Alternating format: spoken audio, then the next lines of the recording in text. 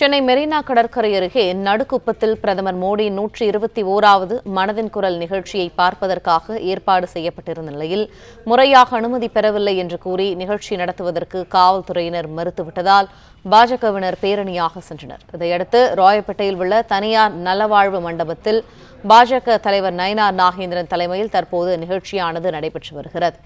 இது தொடர்பான கூடுதல் தகவல்களை எமது செய்தியாளர் முனாஃப் வழங்க கேட்போம். முனாஃப், வணக்கம். அங்கு இருக்கக்கூடிய சூழல் என்னவாக இருக்கிறது? விவரங்கள் என்ன?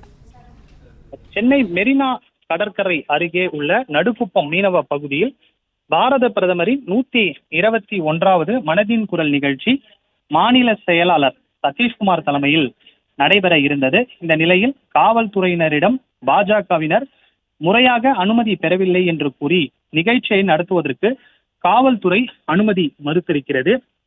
இந்த நிலையில் காவல்துறையினர் அருகில் இருக்கக்கூடிய ராயப்பேட்டை சமுதாய நலக்கூடத்தில் இந்த நிகழ்ச்சியை நடத்திக் கொள்ளும்படி கேட்டுக்கொள்ளப்பட்டிருக்கிறது.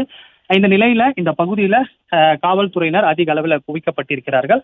காவல்துறையினரிடம் பாஜக மாநில தலைவர் துணைத் தலைவர் கரு நாகராஜன், கராத்தே தியாகராஜன் உள்ளிட்டோர் பேச்சுவார்த்தை நடத்தியும் அனுமதியானது மறுக்கப்பட்டிருக்கிறது. இந்த நிலையில சென்னை ராயப்பேட்டையில் உள்ள துள்ளுவ வேளாளர் நலவாழ்வு திருமண மண்டபத்தில் பாஜக மாநில தலைவர் நயினார் நாகேந்திரன் தலைமையில் இந்த நிகழ்ச்சி நடைபெற இருக்கிறது. இந்த நிகழ்ச்சியில் தற்போது பாஜக மாநில தலைவர் நயினார் நாகேந்திரன் கலந்து கொண்டு பாரத பிரதமர் நரேந்திர மோடியின் 121வது மனதின் குரல் நிகழ்ச்சியை தற்போது பார்த்து வருகிறார். 121வது மனதின் நிகழ்ச்சியில் பாரத பிரதமர் நரேந்திர மோடி மத்திய அரசு கொண்டு வந்துள்ள திட்டங்கள் மற்றும் காஷ்மீரில் நடைபெற்ற பயங்கரவாத தாக்குதல் தொடர்பான விஷயங்களை பிரதமர் பேசி வருகிறார். அதில் குறிப்பாக காஷ்மீரில் நடைபெற்ற பயங்கரவாத தாக்குதலின் போது சுற்றுலா பயணிகள் உயிரிழந்திருக்கிறார்கள்.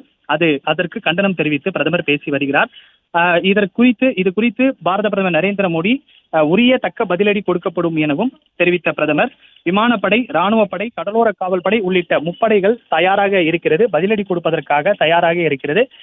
எவ்வாறு தயார் நிலைப்படுத்தி இருக்கிறோம், பாதுகாப்புத்துறை சார்பில் எவ்வாறு பதிலடி கொடுப்பதற்காக தயார் நிலைப்படுத்தி இருக்கிறோம் என்று இந்த நிகழ்ச்சியில் பிரதமர் விவரமாக தெரிவித்து வருகிறார். பிளே ஸ்டோர் மற்றும் ஆப் ஸ்டோரில் இருந்து பாலிமர் செயலியை QR கோடு மூலம் பதிவிறக்கம் செய்யுங்கள். செய்திகளை உடனுக்குடன் பெறுங்கள்.